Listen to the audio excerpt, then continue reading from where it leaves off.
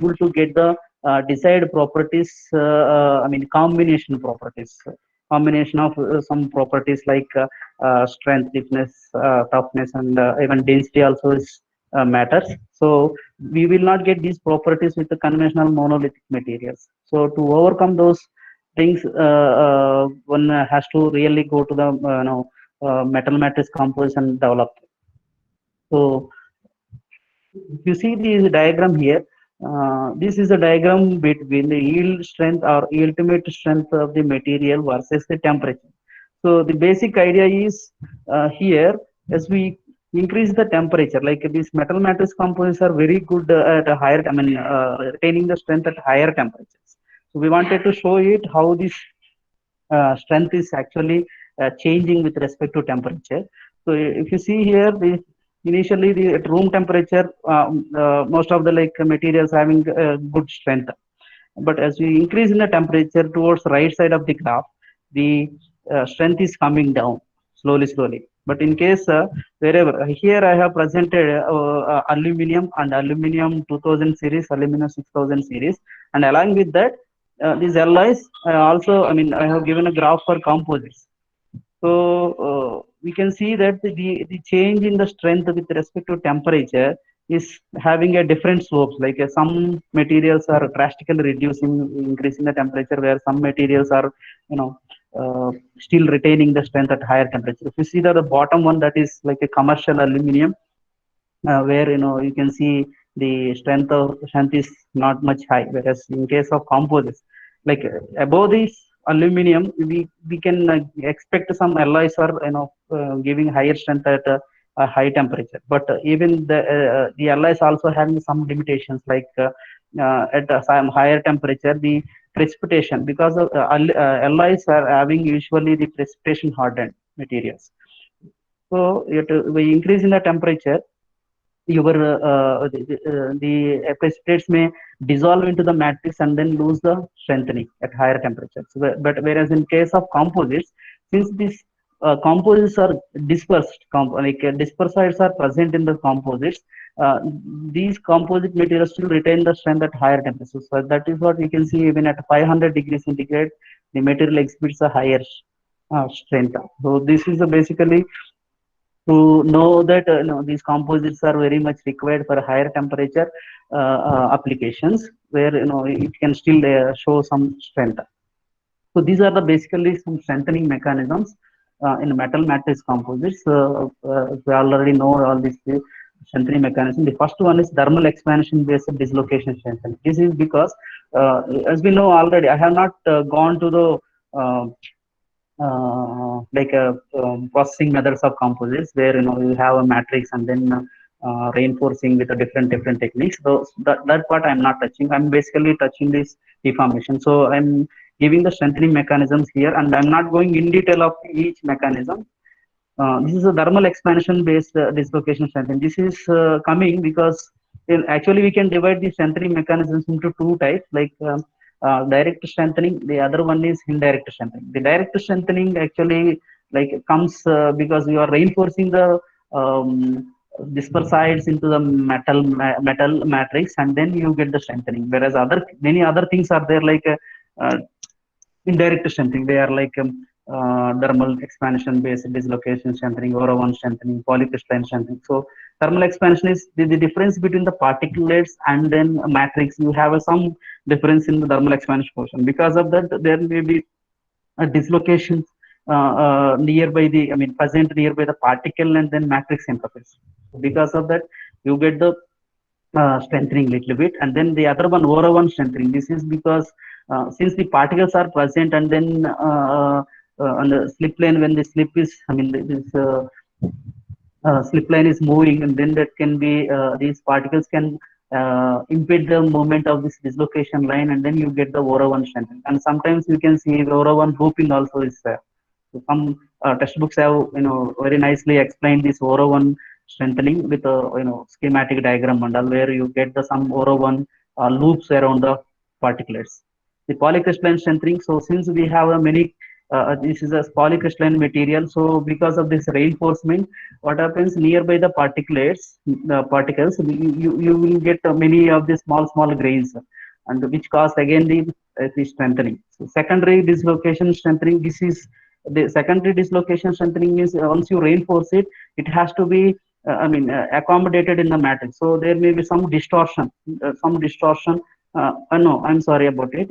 The secondary dislocation strengthening is actually when during the deformation, the particles are, having, they are much stronger than the matrix. So during the deformation, there is an homogeneity in the strain in the matrix and then surrounded to the particles. Because of that, the secondary slip system should be activated for a material.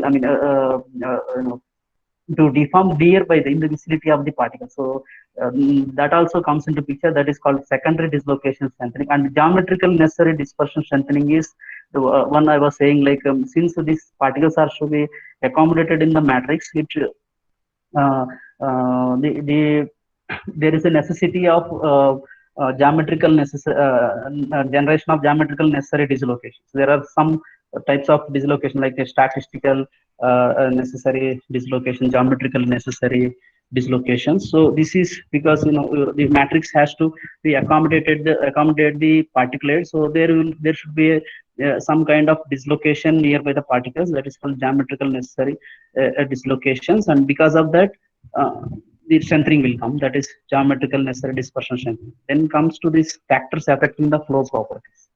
So these are the main things that are affecting the flow properties of the composite.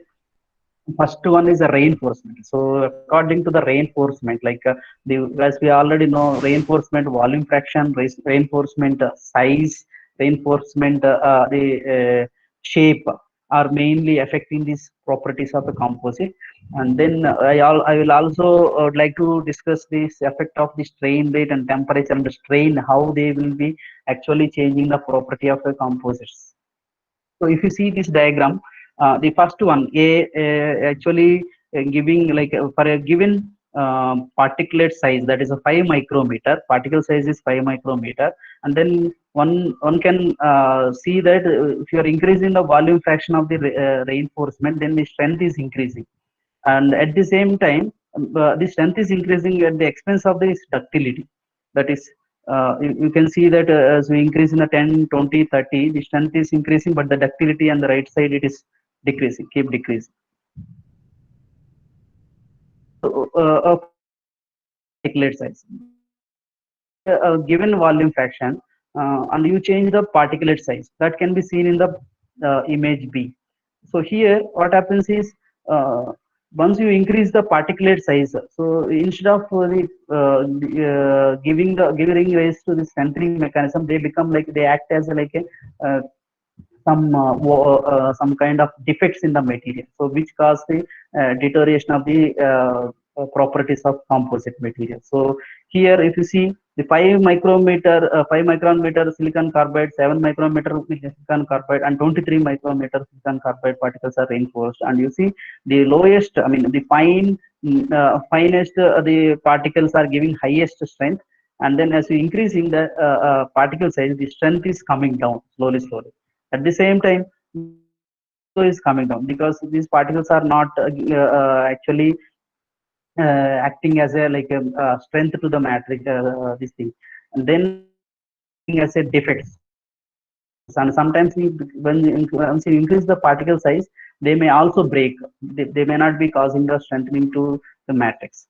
That is how this reinforcement effect can be seen, and how reinforcement size, shape, and even shape also is there. Shape I have not discussed here, but one can see if if the particulates are in somewhat circular in shape, and then it may give rise to some strengthening. But if it is like some kind of needle shape at the tip of this particulates, there may be stress concentration, and which leads to failure of the compound.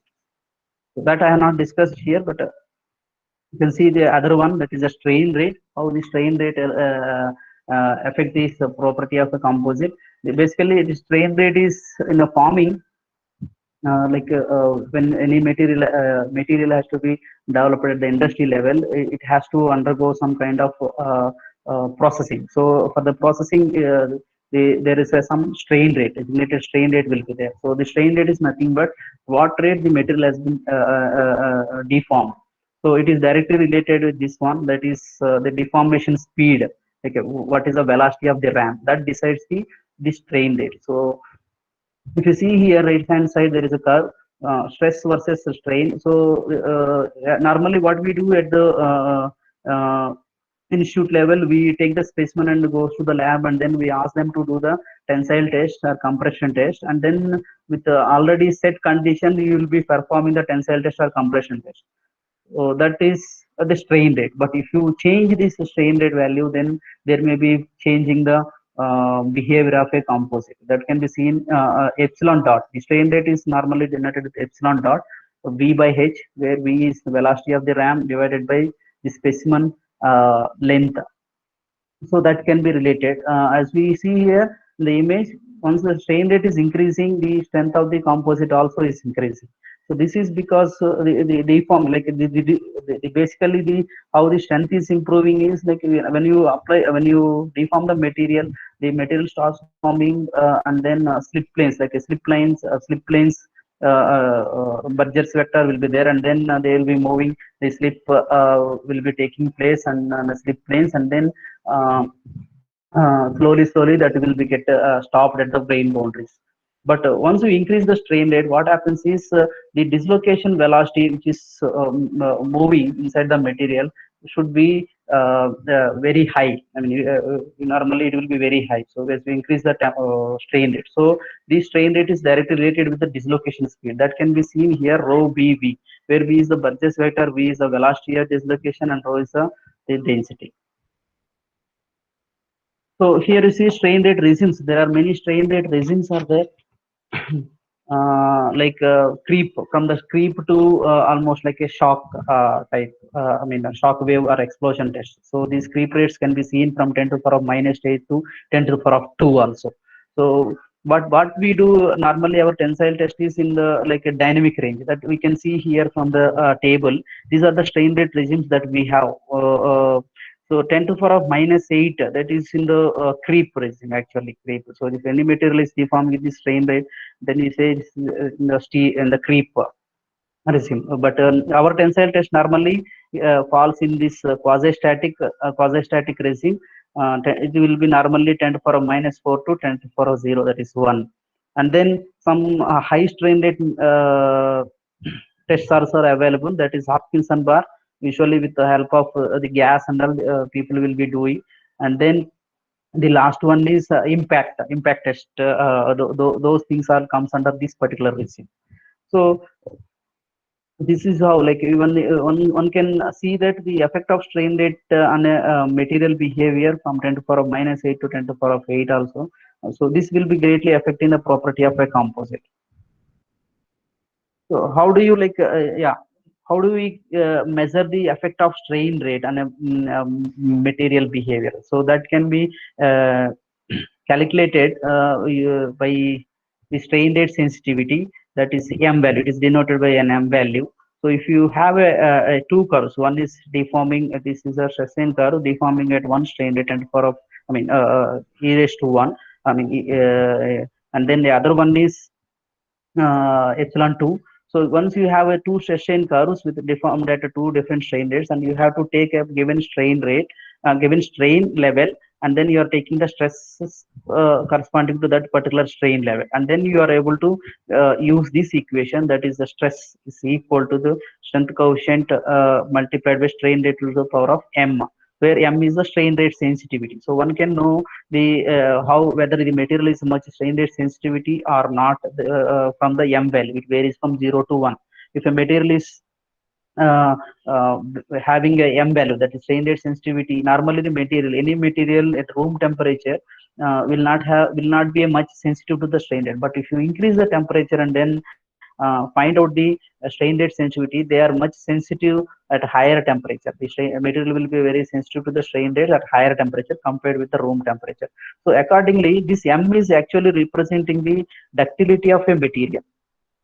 suppose the m value is for one material it is a zero point 0.1, the other one is at 0.5. So we can say that the material exhibiting giving a value m value 0.5 will be exhibiting higher ductility compared with the material with a zero point 0.1 m value. So this is m value is directly representation of the ductility of a material.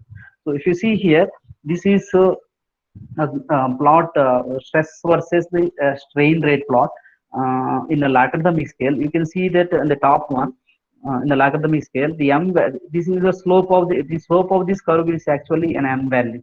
So if you see, we can divide into three regimes. So the first one where m value is not much higher and it will be less than zero point 0.3.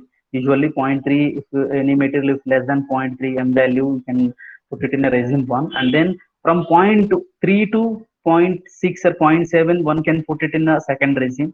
And then after that, the m value will not be changing much. So there are three regimes for any material, usually exhibiting, I mean, in this way. That is like a S type. So then in the bottom side, if you see, this is the strain rate sensitivity. So how the strain rate sensitivity varies with the strain rate also can be seen. So at a lower strain rate in the sense like a regime 1, you see the m value is very less. So as we increase in the strain rate, and it will be maximum at a intermediate strain rates, and then after that, even if you are increasing the strain rate, then it will not be going to give much strain rate sensitivity. So one needs to know the m value wherever the m value is high. So anyone wants to go for a superplasticity study. That is, the superplasticity means the material is able to elongate, I mean, more than 100%, and some materials it will be 1000%. I think more than 8,000 percentage of elongation is reported so far in some zinc alloys.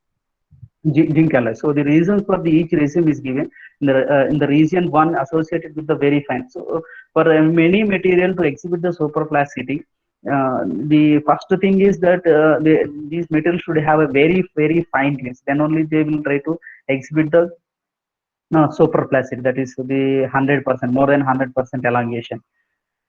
So the region 1 actually it is with somewhat coarse grains or fine grains also are there. So that is the reason why you don't get much strain rate sensitivity in this first region. Whereas in the same region 2, it is the material with a very small grain size, and then because of this the small grain size, the grain boundary sliding is very easy, so that material can deform to higher elongations. Whereas in the uh, uh, third region, it is like a almost like a failure kind of thing. Not exactly failure, but it will not be sensitive to this strain rate. So you will almost get a like a failure kind of thing in the last region. And that will be like a creep deformation at a high temperature that takes place at the glide and the climb of a dislocations. So that is like a one kind of creep mechanisms that we also will see how the what are the creep mechanisms are there in our material. And then we can see how these mechanisms can be represented is in a deformation mechanism map. So comes to the other effect, that is effect of temperature. If you see here, the effect of temperature, as we know already from the image, I mean the first slide, once we increase the temperature, the material strength is coming down. This is because the strength required, the we know that for any material it will have a some strength. So the bond strength will actually comes down with increasing the temperature. So because of that, your strength of the material will comes by increasing the temperature. So if you see here left side, stress versus strain, so your stress strain can go up by increasing the strain rate that we have seen already, or also it can be increased to the left hand side by decreasing the temperature. Because by decreasing what happens is sometimes the slip systems, whatever slip system, usually we know that for a material to deform, the slip system should be there, and they are more in case of FCC and less in case of BCC, and even less than case of HCP. But once we decrease the temperature, what happens is the number of slip systems at the temperature may come down. Because of that, what happens? The resistance will be more. So once you decrease the temperature, the strength will be going. I mean, the stress strain curve goes like this. And the right hand side, If you see for a given material like mild steel, stress versus strain rate, I mean that is stress strain curves are given here. This first specimen is deformed at minus 196 degrees centigrade, and then the other material can be deformed at room temperature 25 degrees, and then the other one at 400. If you see the behavior, the minus 196 actually showing a highest strength, but the thing is the here while deforming you are actually arresting by reducing the temperature, arresting the dislocation moment, and this is the case with the 25 degrees centigrade, that is at room temperature. Only some slip systems are activated. If you increase the further temperature to 400, some more slip systems may get activated, and because of that the strength will come down and then ductility will increase. This is how the effect of temperature and flow. You can see here there is a way, there is a change in the flow behavior, the Session curve, how it is. The flow behavior is actually called, I mean, why we call it the flow behavior means the flow, like when the metal is deforming, it flows, isn't it? So the same way it will be represented like a flow curve. This is Session curve at a higher temperature is called as a flow curves or flow behavior. So if you see here, this is a effect of temperature and yield strength of a body-centered cubic and face-centered cubic nickel. So almost all the BCC centered, I mean body-centered cubic materials are reducing their strength by increasing the temperature. Almost all the materials like tungsten, tantalum, molybdenum, iron, almost all of the PCC metal. But except this nickel, nickel is FCC centered cubic material, that is face centered cubic material. Once we increase the temperature, you see the reducing the strength of the material is not like the other BCC metals. It is slowly it is reducing, but after reaching to 400 and 600, still it is retaining its strength.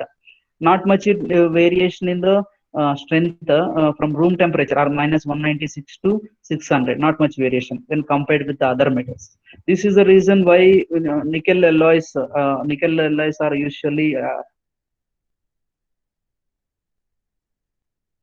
super alloys. Basically that already we know that BCC and once we increase, this main reason for why BCC materials are actually losing the strength with increase in temperature is the number of increase with increase in the temperature in a BCC systems, that becomes more that becomes more predominant, and because of that the material will deform very nicely, I mean in a smooth manner. Whereas in the case of nickel, the slip systems are not like at room temperature, but there are some secondary slip systems may get activated, not like a BCC. So the strength variation from nickel to the other BCC metals will vary like this. Then other one, strain. This one, I'm sorry about this graph because I have not given the references. I thought of keeping the reference, but not. So strain level, if you see here, how the material flow behavior actually vary with the strain level. Here I have divided the Session curves into four types. That is F. F is actually representing the flat Session curve. That means the Session curve going to a certain level, and then after that it is coming down. This is what a softening representing, and then H representing hardening. If you see here, hardening curve, this Session curves keep on increasing, it's like a work hardening kind of thing. Whereas in the case of C, C is a complex behavior. You see, with respect to the strain level, like this is a true stress versus true strain curve. So increasing the strain level, what happens? The material can change its flow behavior from F to S or H to F. Or if you see the C curve, that is a complex curve. Initially it was a hardening, and then after that it is softening. Whereas in the case of the S curve, that is softening only is taking place, and then it's going. Whereas in the case of F, there is a flat. It is flat for some time, and then after that it is failing. So this is how the flow behavior can be changed of a material with the strain level. Then comes to the creep deformation. Creep deformation, as we already know that a creep is like a slow and progressive deformation at elevated temperature, and you are applying a load less than its yield strength, and then waiting for some more time to check how the material is deforming. at elevated temperature. If the curve usually comes like this, that is a strain versus this time. The moment when you apply load, we will get some strain, that is called instantaneous deformation. Then after that, the creep curve is deformed into, divided into three regions. So that is a primary, secondary, and the final one is tertiary. And at the end, it is rupturing, that is failing. So if the same creep curve, if you are converting into creep rate, and then again plotting with respect to strain, total strain, you can see here there are clearly three stages are there. That is stage one. Initially the creep rate is very high, and then slowly it is reducing, and then in stage two, this creep rate is not changing. It is a steady state creep. It is also called steady state creep rate. And then stage 3, that is again the material strain, the creep rate is increasing, and then finally it leads to failure. So basically for a creep studies, for what we take only the minimum creep weight, that is a steady state uh, creep, that is in the stage 2. So we take only this particular value for a given material, and then accordingly we design a material, for a certain application. So if you see here, the dependence of this steady state creep rate, that is what we have seen in the second stage in the last slide. This stage 2 creep rate is also called steady state creep rate. And then the dependence of this steady state creep rate on applied stress can be seen in this equation. So once you this particular diagram for a given load and then at a particular temperature, once you change, you are able to change the temperature and then load also. So accordingly, the creep rate curve also will be shifting towards a higher level if it is very high load. If it is at a higher temperature, then it may be coming down. So that way. So the dependence of this steady state creep rate on applied stress can be described using this formula, that is power law. Strain rate is proportional to the sigma to the power of n, where n is the stress exponent, and then this is the case with the only the stress, how the dependence of the creep rate on applied stress. There in the case of one can change the temperature already. So how steady temperature, this is very simple continuous type equation equal to some constant or exponential minus q by rt. So what you have to do is we have to combine these two to get a result of these two effects. Once you combine, then you get this creep rate equation. This is a base that is strain rate equal to some constant and sigma to the power of n, where n is exponential stress exponent, exponential minus q by rt. So this is a basic creep equation, but people have come up with a different uh, proposals, like since the material is deformed at a higher temperature, one should normalize the strength of the material with its modulus, Young's modulus. Some people say Young's modulus. No, it should be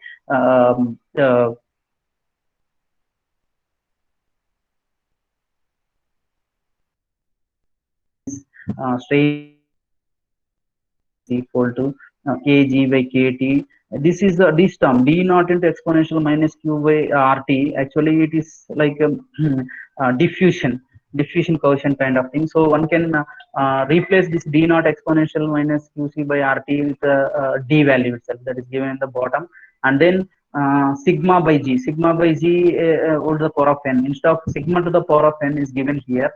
So people have come up with a different proposes that the sigma should be normalized with the its modulus. So it is now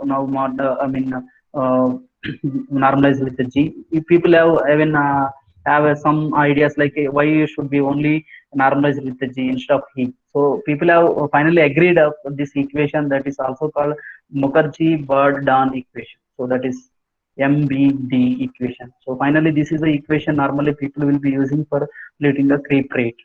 And then people have come up with what is the influence of the grain size on the creep rate. That also has taken care, like here you see b by d power p is the Burgers vector. Initially it was 1 by d only, but since to make it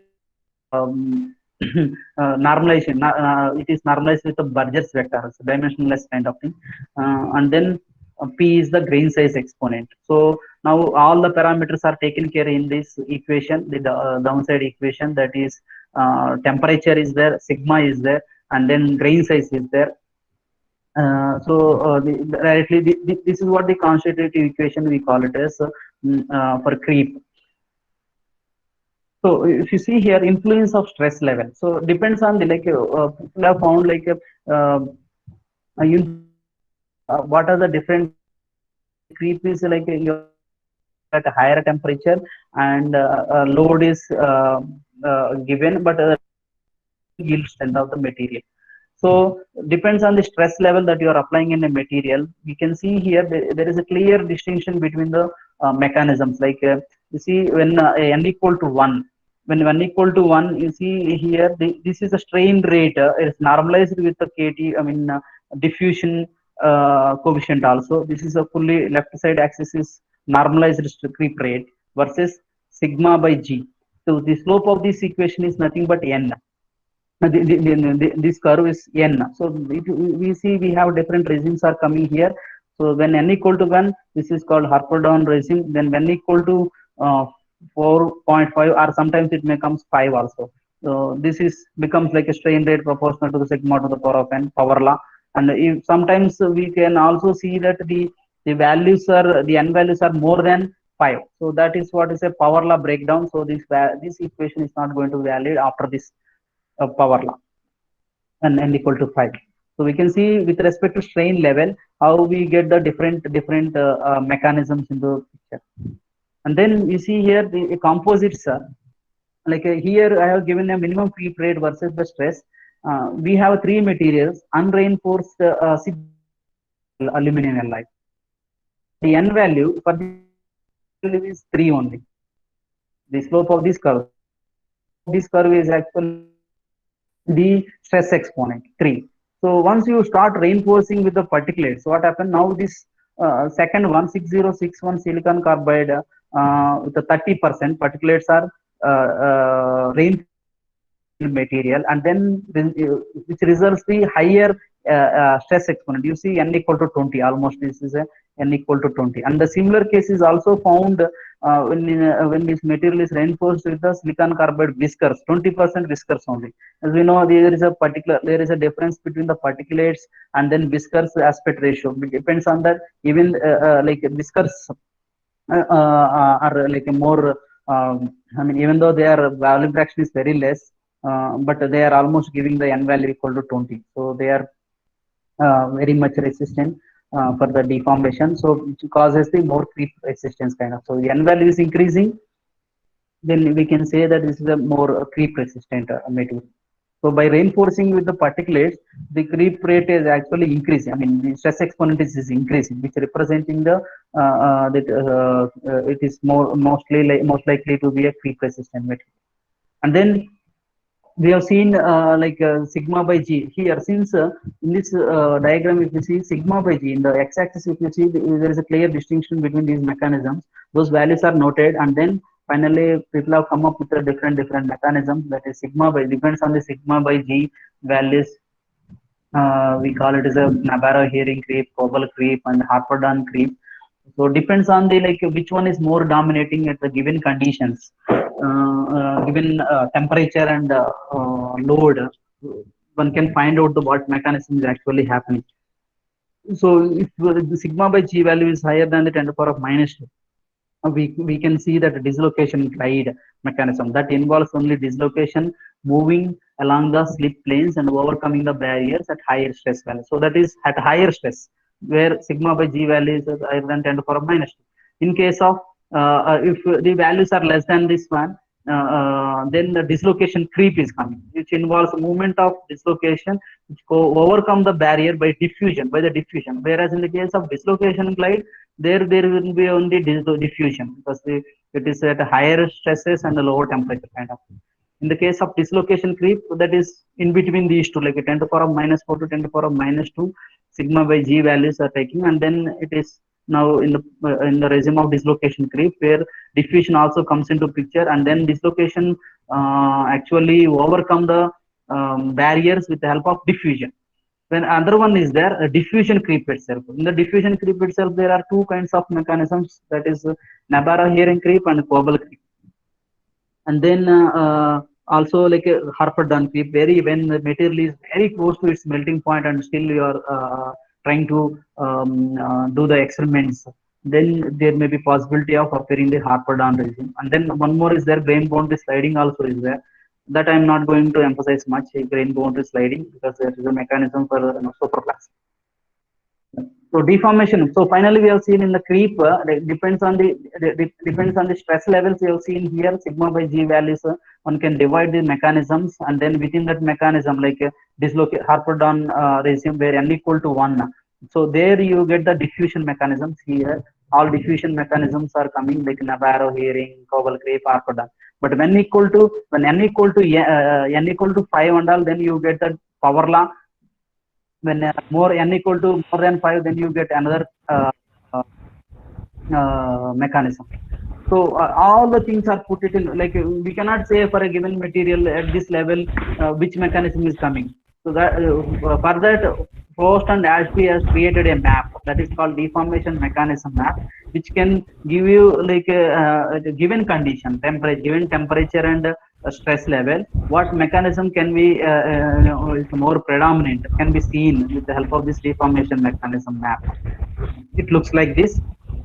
This is deformation mechanism map is like a map. I mean, this is a map between the normalized tensile stress, that is sigma by g, versus the homologous temperature. This homologous temperature is nothing but the temperature of the, I mean, working temperature divided by its melting temperature. So that one can, since it is normalized with its melting point, so one can compare with any other materials in the similar way.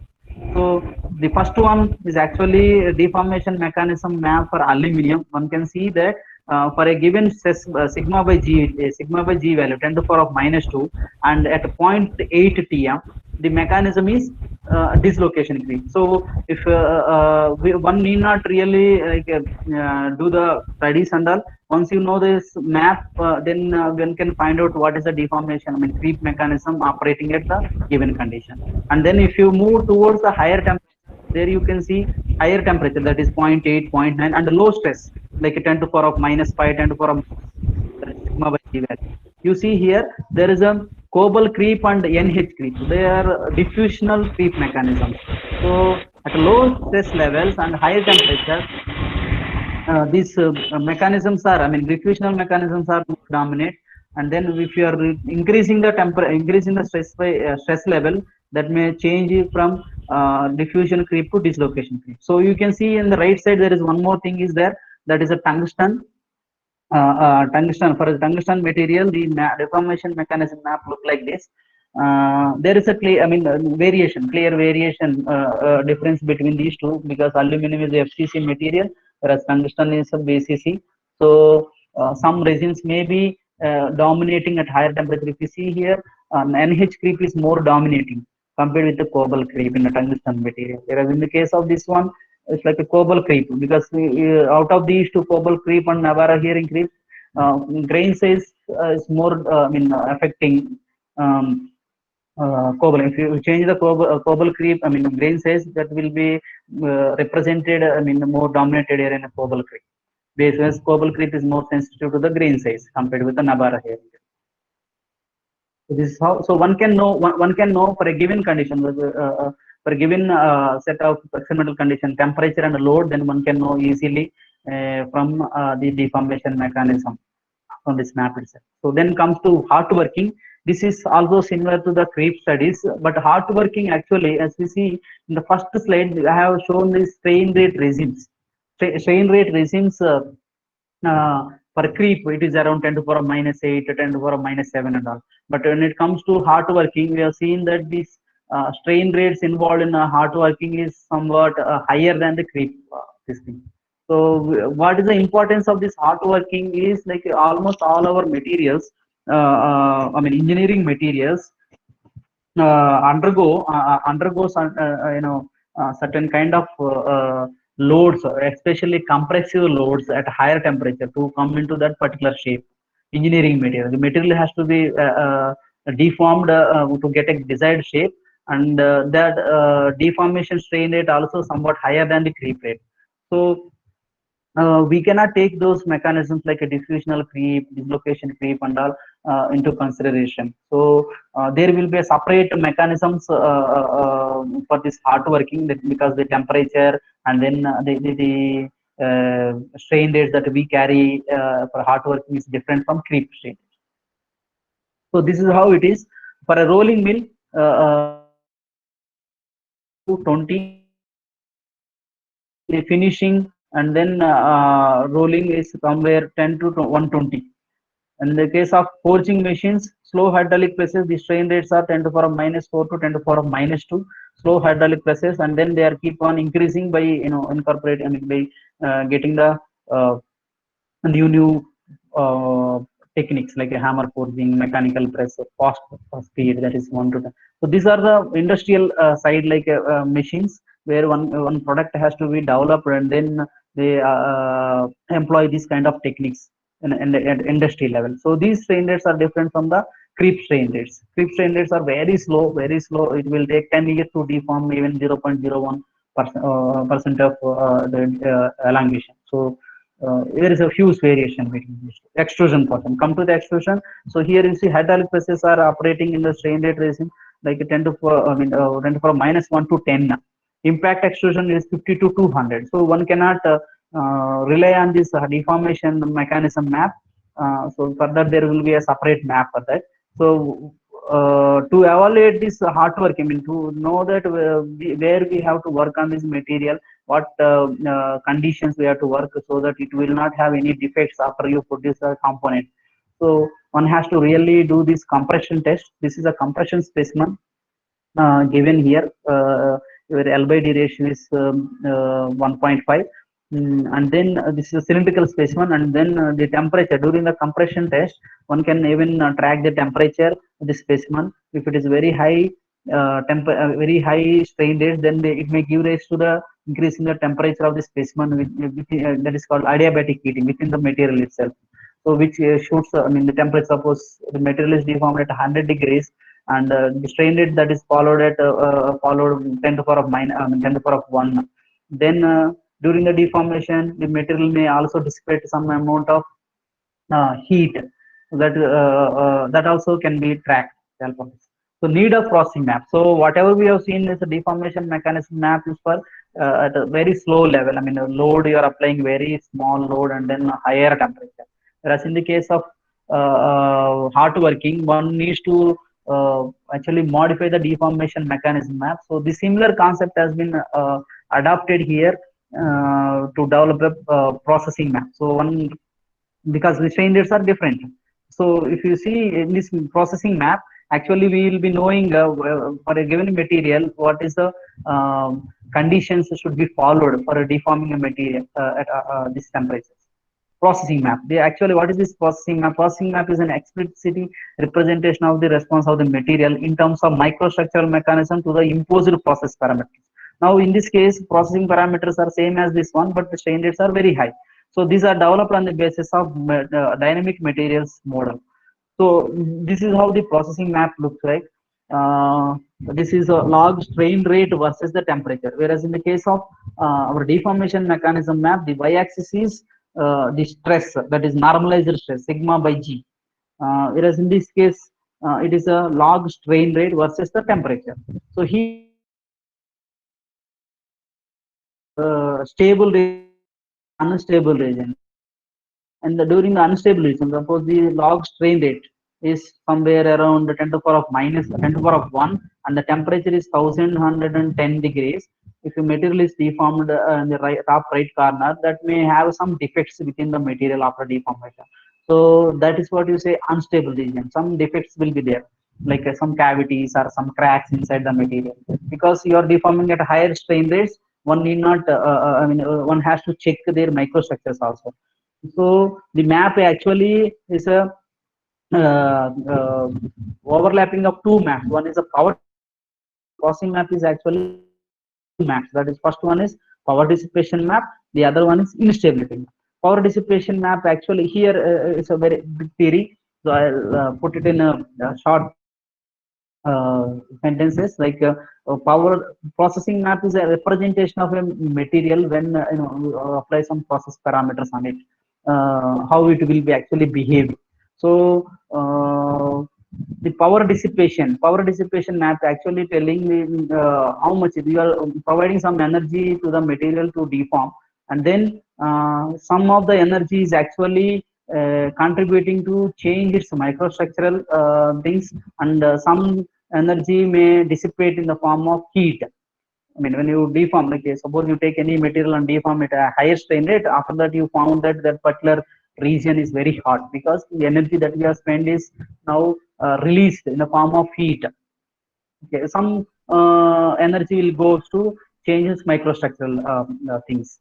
So this is a both things are there in map and then instability map.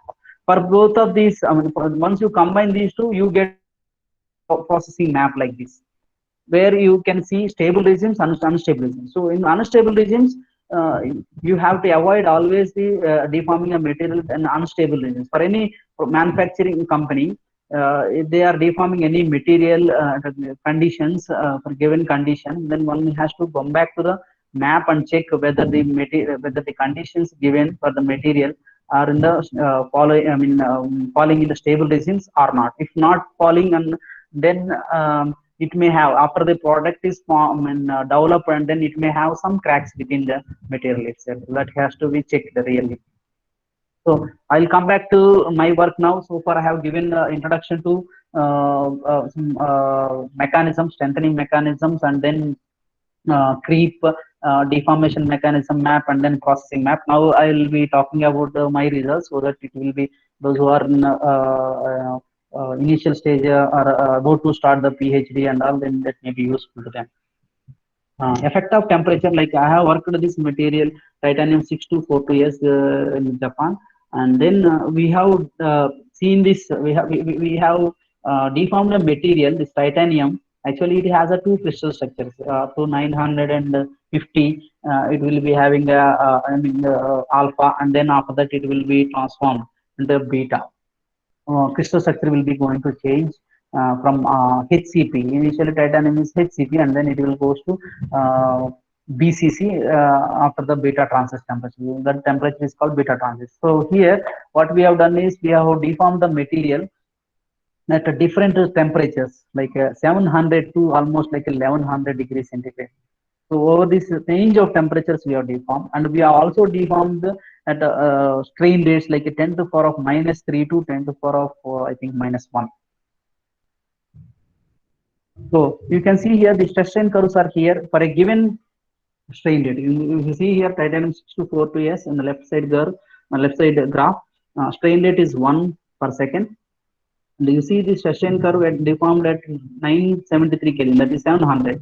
And then I'm increasing the temperature. What happens?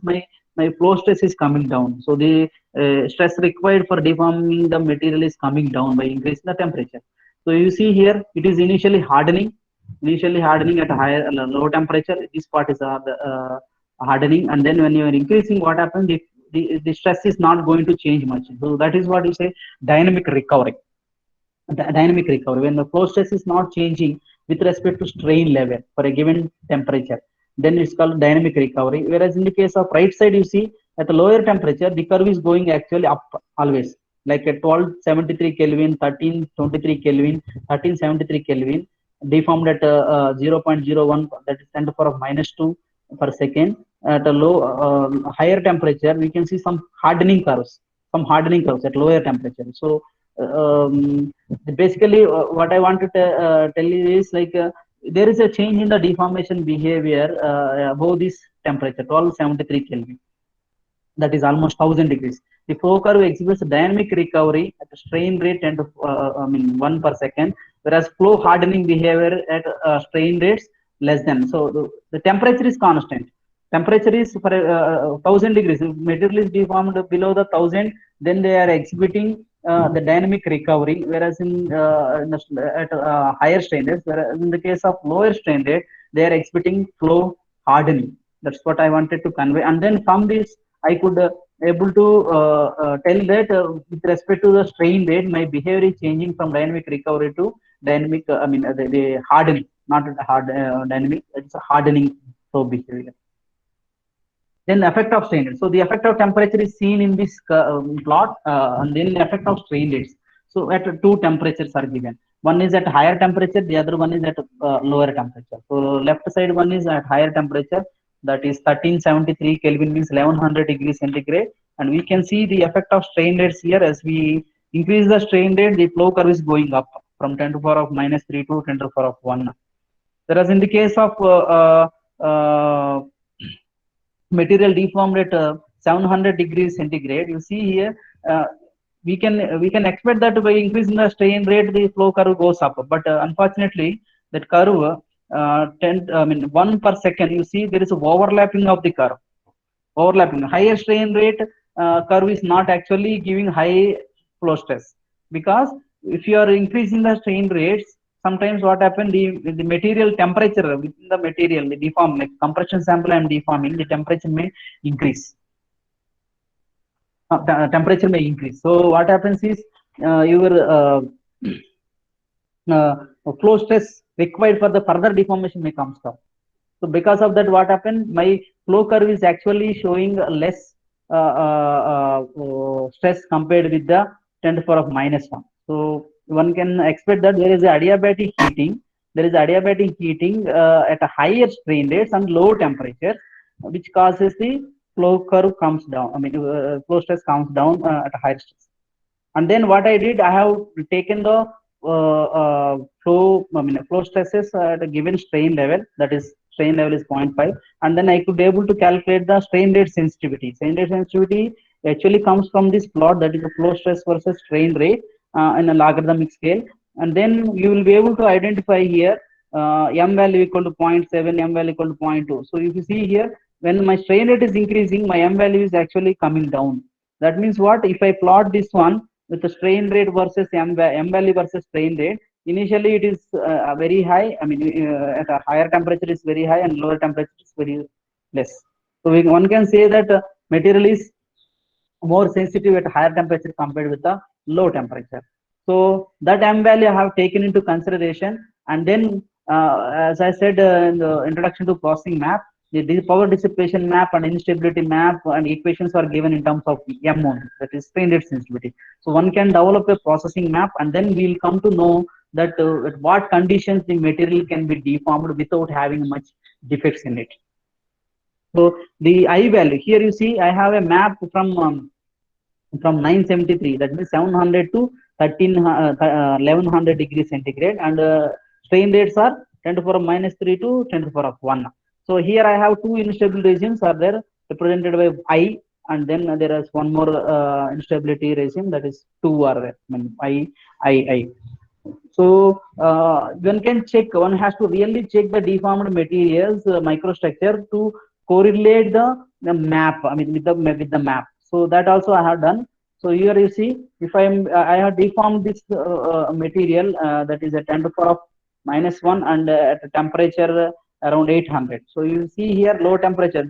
Since this red color data point is falling in the instability region, one can really expect that there is some shear bands within present in this. Here, what I'm checking is I'm checking the for a given strain rates, I'm checking all the microstructures.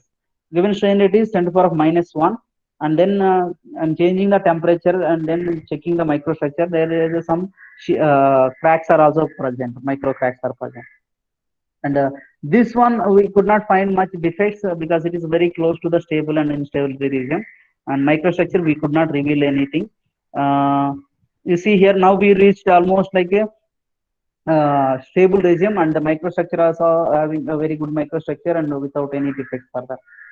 Since we are moving towards higher temperature, the percentage of alpha and beta varies. Beta will be increasing and alpha will be reducing slowly. So this is how one can see that we are moving from left side to right side. That means microstructure can be seen, the percentage of alpha is varying and beta is increasing. And if it is falling in instability regime, then there is a micro cracks or micro shear bands are present in it, that can be really checked with the micro. Now I will be checking with temperature, low temperature, strain rates for a given strain rate, low temperature and a higher temperature also. So this is what higher strain rate for a given temperature, that is 700 degrees centigrade, and then you are deforming material at 10 to the power of -3. It is still falling in the stable regions, and the other one is falling in the instability. That can be seen here. There is a micro crack present, and then the other one 1300, 1100 degrees centigrade, strain rate to 10 to the power of -3. The microstructure looks like this, but because of the very high temperature, the grains are started growing like this, which cannot be resolved. We cannot accommodate the even single grains. So I could able to get this boundary. Two grains and boundary, so that we can differentiate.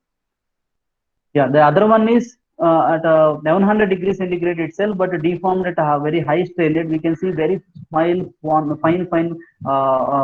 beta grains are seen here in a pancake structure. So that is what the processing map titanium 6242S alloy. And then now I'll come to constitutive equation for aluminum 5% B4C, 5% B4 boron carbide. So the experimental, now I have the experimental stress strain curves. So what I do is I will be taking this constitutive equation to find out the material constants. Experimental stress strain data can be used for determining the material constants. So here is the constitutive equation, depends on the stress level. We have seen already this is strain rate is proportional to sigma to the power of n at low stress levels, and if it is going very high stresses, then the power law is not going to be valid. Then you get exponential type equation, exponential beta sigma, and then this is Sellers has given one equation where it combines both the regimes. That is a sine hyperbolic equation is given here. So one can take this equation and then accommodate all stress levels things. That is finally the equation is strain rate is sine hyperbolic alpha sigma to the power of n exponential minus q by r, where alpha is nothing but beta by n. So beta is coming from the second equation, exponential beta sigma, and n is coming from the first equation, sigma to the power of n. So you are combining those two parameters and taking care of them in this third equation. So Z is the Jenner-Holoman parameter, temperature compensated strain rate is actually relating those two. That is what is a Z, Jenner-Holoman parameter, and then one can really find out the material constants. So they are n value, q value, and a value. Those things one can find out, and then this is how it looks like once you find out the material constant. The flow stresses from the experiments and the flow stresses from this equation, and then you see there's a good correlation. They are matching nicely with the r square, where 2.9. So the other one is hot rolled composites. Hot rolled composites, like I was trying to find out the uh, property variation for a within the rolled specimen. So this is the rolled specimen I have, and then I took the specimen in this direction and I denoted as L. Then the other side I took the specimen this side and then I denoted as a T. So I would like to know the property, behavior variation within this two specimen orientation. So I took the microstructure using the EVSD. Then one can find out that the variation in the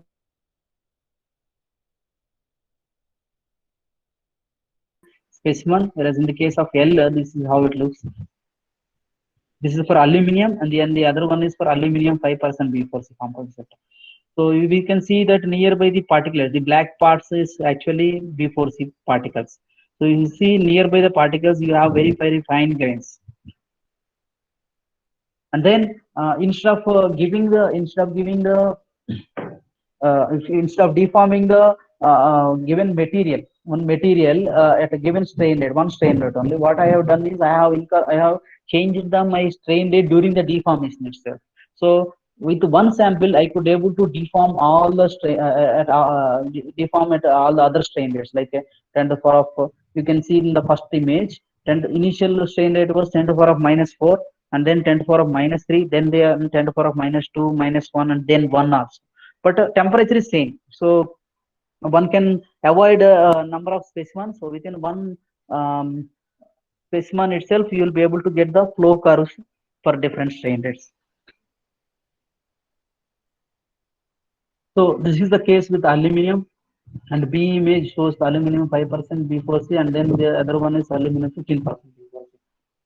Then what I have found is, I have found that since it is a composite material, uh, there is a presence of the threshold stresses. Threshold stresses like because you have the particulates present in our material. For material to deform, there will be some kind of threshold stresses. So unless these threshold stresses, I mean, you are applying load more than the threshold stress, material will not be deformed, start deforming. So these threshold stresses were found using this plot, logarithmic plot. E raised to 10 to the power of e raised to 1 by n. Here n I took as a 5 value, stress exponent n. 5 value I took, and then I will be able to extrapolate to the x-axis, and that gives the threshold values for a given temperature and strain rates for a given temperature. And then orientation, since I have the orientation also L and T, I will be able to differentiate them also. So finally I have found, like if you see here, like aluminum 5% B4C, initially sample T at higher temperature, sample T is having L is having higher strength compared with the T. In the case of room temperature, you see T is having higher strength compared with the L. Okay, so this behavior is reversed when it reaches to 300 degrees. That you can see here from image P. Initially T is showing high strength, and at a higher temperature L is showing higher strength. In between somewhere like a 300, since I have not given all other, like a 200, 400 I have not given, but here at 300 degrees centigrade they are almost like a overlapping, and then L is showing always higher than the T. So that behavior we wanted to identify why it is so, and when we are trying to correlate with the help of threshold stress. And then finally we found that there is a microstructural variation in a T sample. Like you see here, aluminum 5% B4C deformed at 500 degrees centigrade, a huge change in the microstructure, which caused actually giving the variation in the flow behavior in the graph that we have seen in just now. And then I also done this friction stir processing for aluminum silicon, I mean aluminum A356, that is aluminum silicon Li, and reinforced with the 5% B4C composite. And you could see here friction stir processing is like one of the severe crash deformation technique.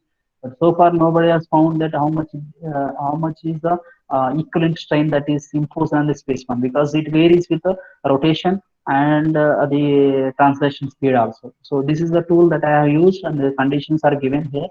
And then once I have performed with one pass and two pass. So in the image you can see one pass, this is how it is done, and then two pass also. And I took the specimens for the compression test itself, and then the tests multiple, I mean, strain rates. Strain rate differential strain rate tests were conducted on these specimens using using Liebel. Using Liebel, and this is how the microstructures are seen for one pass material. You can see some resins are here. The microstructure is refined, but since we are taking the micrographs, we cannot reveal much from the low magnification. Whereas the same thing is magnified, and then we can see there is a clear distribution of the primary silicon particles, and then particle reinforced B4C particles also we can see. But after two pass you can see there is a clear variation between the parent material and then FSP region, I mean friction stir process region. So I could able to relate, I mean like this, like initially I have a material something like this, aluminum 7% silicon and 5% B4C, and then I have done the FSP one pass. With the one pass you get a microstructure something like this, where one can see that there are two sides are there in FSP. One is retreating side, the other one is advancing side. so which can be seen. But when you do the two pass, what happens is both sides will get like this. So it is a combination. So for two pass FSP, this is a microstructure. So this is how I was trying to correlate with the drawings how microstructures will be changing. And then we could also found that in a nugget zone, that is a FSP zone, there is a compositional variation, because when you are doing the FSP friction stir processing, the temperature rises, and then sometimes the phosphate may get dissolved, and then the matrix, and then the composition will be different from the other waste material. So that we have found. And then we have also found, since I have done this test on the Glebal and this differential strain rate test, and then we found that for one pass material, the M value is varying. You see here, the M value is varying. M value is 0.44 at 500 degrees centigrade. The other one is 0.6. So that means in this regime, you see here, in this regime, you can able to like this is like a regimes that I have shown in the first image, strain rate sensitivity versus the strain rate. So the material is maybe superplastic in this region. So one has to really go through. I mean, one has to really check for a given conditions whether it's really like this is a differential strain rate test. Within one specimen, I have I'm able to do the tests and then get this plot. The other one with the two pass FSPC, here in one pass, it clearly give two different regions, like region 2 and region 1, but region 3. In the case of two pass FSP, since you are refining the microstructure again, second time, so my what I see observed is like the region 2 is got extended to a higher strain rates. If you see here in the first image, third regime also has come. Region 3 has come here with a 0.14 m, whereas here 0.3. In the case of the two pass FSP, my 0.27 m well strain rate sensitivities got extended to higher strain rate. So by refining and refining, you are able to extend the region 2, and then it may show the some superplasticity, but I have not checked so far. But this is how the microstructure deformed at 400 degrees centigrade and after one pass and two pass. See, there is a clear distinction in the microstructure and then the grain size also. So this is what presentation. So if anyone have any doubts, you can contact me. My mail ID is srinu@nitc.ac.in, and my mobile number is given here. So you are free to contact, and I can give my inputs if you need anything. So thank you very much.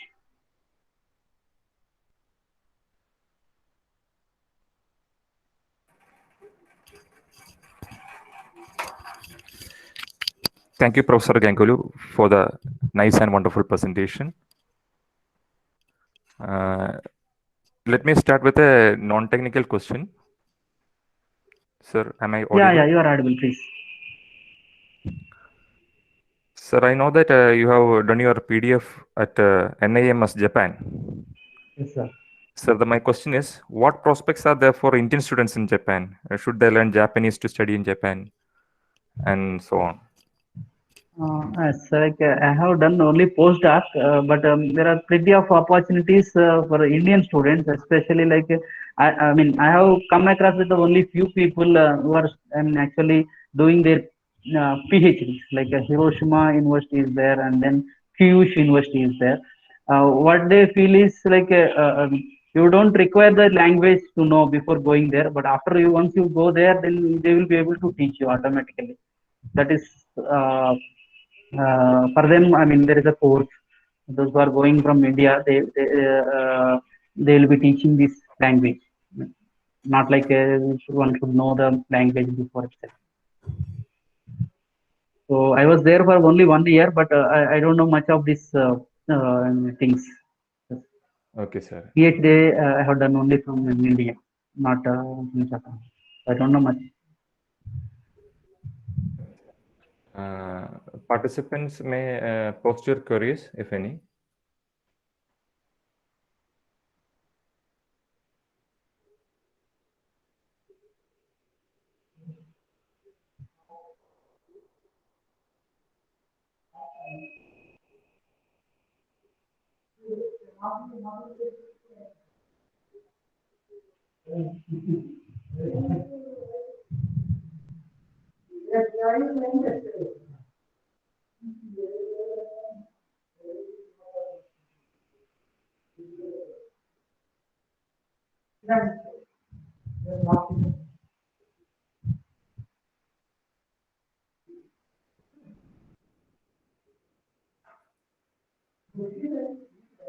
So there are no queries coming from the participants.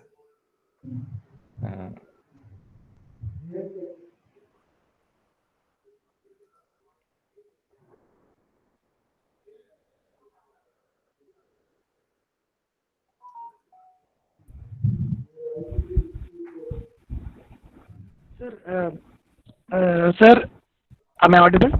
Yeah, you are audible. Harish TM, right? Yes. Hi, sir. Please. Sir, can you comment on advancements in nano metal matrix composite wire friction stir processing? Actually, this you are asking me about the nano composites, isn't it? Yes. But what I feel is there is no much difference in the composites, like whether it particles. So the only thing is particles are sizes in the nano level. But the difficulty is, I mean, people would like to go for nano particles because it gives a higher strength with a small volume fraction itself. But the problem is, if you're really going to a nano level, the what is that? Uniform distribution of those particles is very difficult because of the large surface area. They may tend to agglomerate. So there is a limit for us, like a metal matrix composite. Those who are doing the studies, I mean research studies in the metal matrix, there is a limit. Like one should not go less than some particle size. So that's what I feel. There is much difficulty is there. I mean, unless you use some ultrasonicator, one can really find out the uh, homogeneous dispersion of these particles. That's what I feel. There is a difficulty in reinforcing these nanoparticles. That's what. Okay, sir. Okay, thank you. Yeah, there is a question. Is there an advantage if aluminum is embedded with titanium 6242S than TiO2? Yeah. The question is actually this aluminum. You are asking the titanium. It's a separate alloy. Titanium 6242S alloy is a separate alloy where 6% already. Aluminum is there. Aluminum already it is there in that. TiO2, I mean, you are asking TiO2 is particulars. I don't think that much strengthening, it causes much strengthening because already we are studying at 1000 degrees centigrade.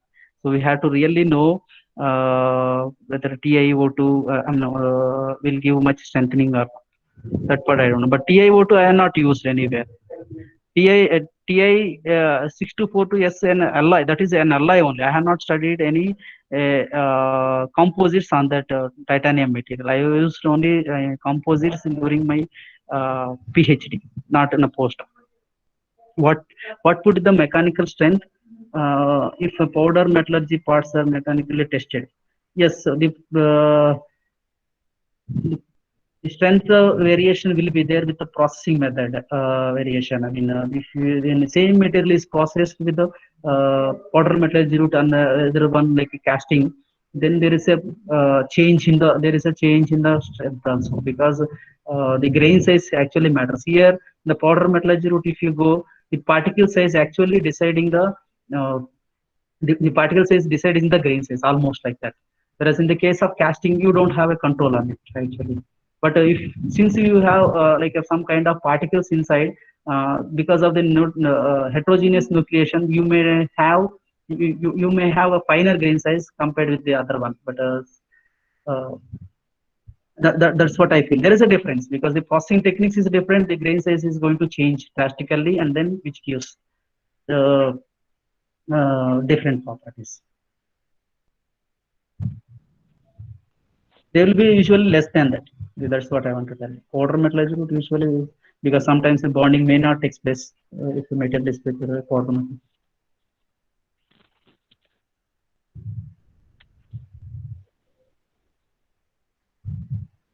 Any other question?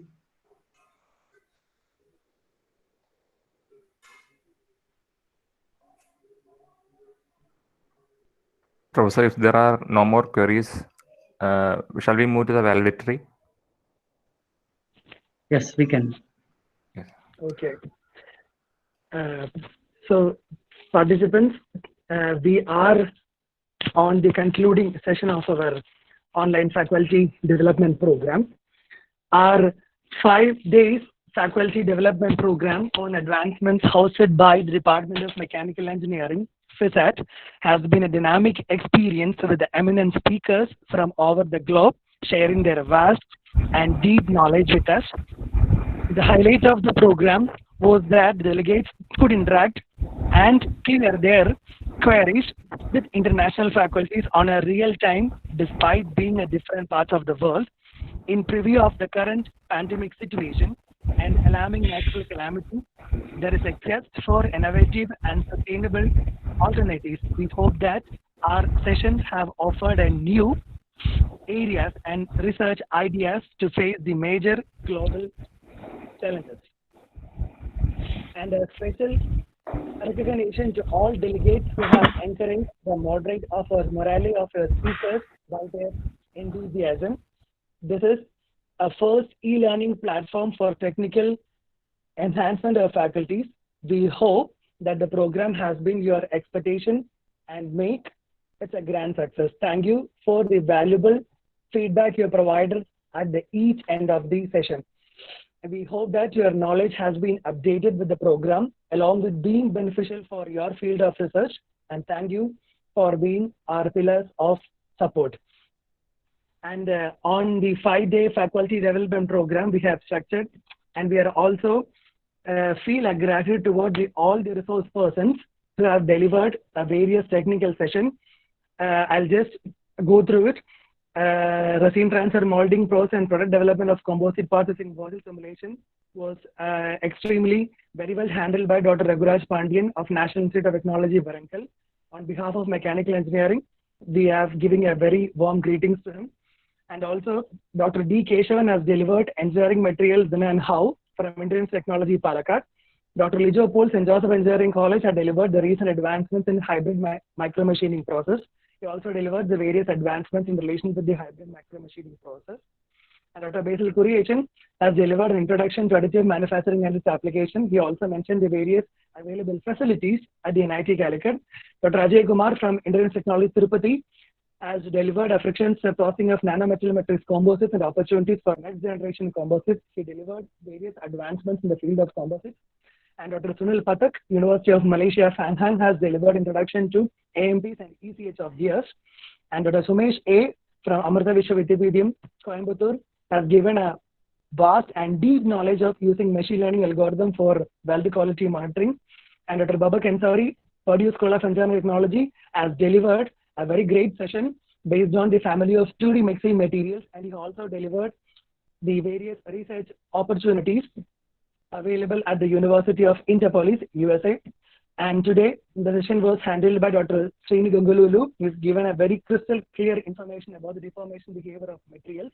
So on behalf of these 5 days, we have collected all the eminent speakers from various fields of advancements in materials and sustainable manufacturing, and hope the session was very useful for all the participants registered over here. And we extend our gratitude towards the management and the principal chairman of the FISAT for supporting and guiding us for this program. And we also extend our gratitude to the organizing committee, especially the convener of the program, Dr. Rajiv Siyar, Associate Professor, Department of Mechanical Engineering, Federal Institute of Science and Technology, and also the another coordinator of the program, Dr. Midun Paul, Assistant Professor, Department of Mechanical Engineering. Without their pain and effort, the program could not be have this much amount of a huge success. All of the above, what we have mentioned, on behalf of all the faculties and all the participants, I invite Dr. Jose Cherian for the concluding speech for their remarkable and knowledgeable event on FDP of advancements in materials engineering and sustainable manufacturing. Over to you, sir.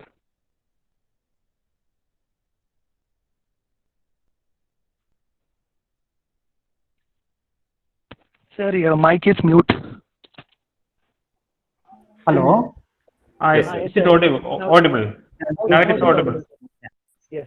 Today's resource person, Dr. Srinu Gangalu, the program convener, Dr. Rajesh CR, and Mithun Paul Harish, and the participants of the program. First, I take this opportunity to thank who attended this FDP amidst of an adverse situation and adverse crisis. I hope all of you enjoyed all the session and it was useful to them.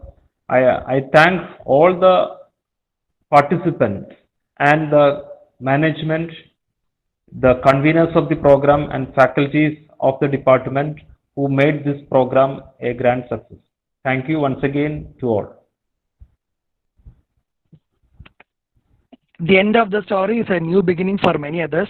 Thank you, sir. On behalf of the organizing committee, we sincerely promise that we set such programs, such proceeding related to the field with a more innovative, sustainable ideas, nourish your mind, young mind with knowledge. And thank you, sir, for all the support. And thank you, participants, for being with us during this 5 days. And thank you all.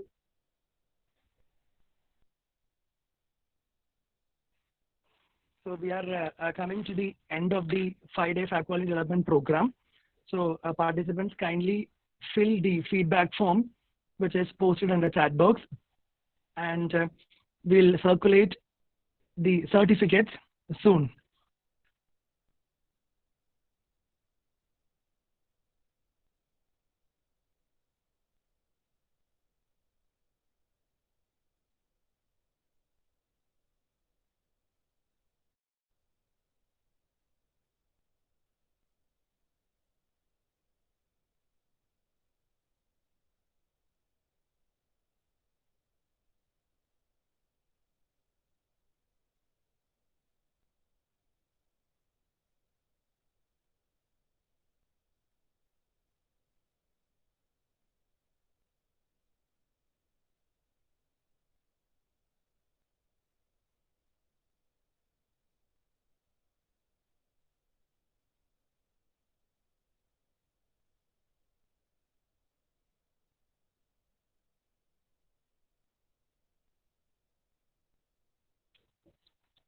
Any of the participants want to share anything, you can unmute their mic, I can deliver here.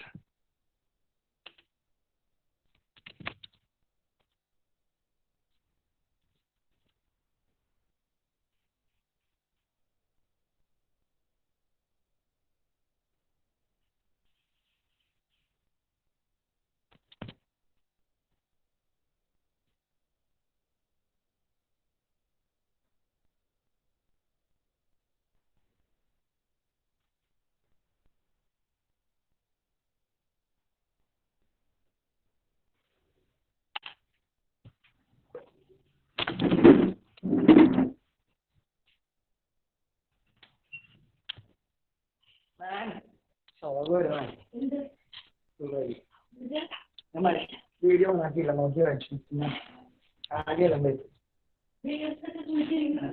Harish.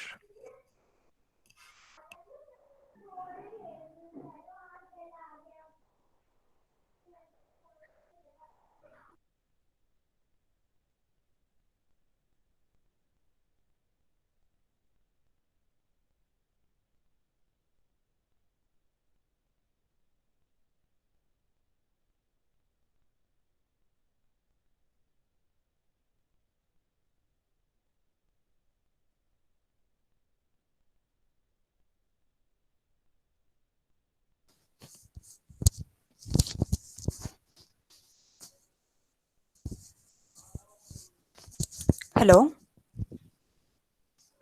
Yes, ma'am, you are audible. Yes, sir. Sir, actually, I thank all the organizers behind the FDP program. I did my Welcome, material science madam. and engineering as my bachelor's degree, and it was very much useful for me. It was like brushing up all the topics of my BE, sir. So it was very wonderful, sir. Thank you so much. Thank you for sharing your honest feedback, madam. Yes, sir. Thank you, sir. Thank you. You're welcome.